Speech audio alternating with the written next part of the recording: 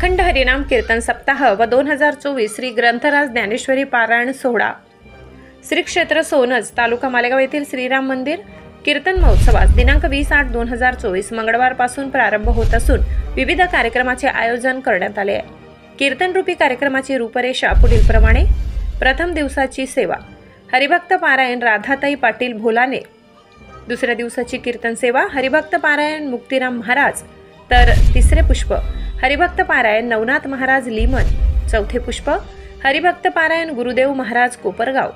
पाचवे पुष्प हरिभक्त पारायण शिरीष महाराज डोंगरे। सहावे पुष्प हरिभक्त पारायण संजय महाराज पाचपोर। सातवे पुष्प हरिभक्त पारायण विश्वनाथ महाराज वाडेकर।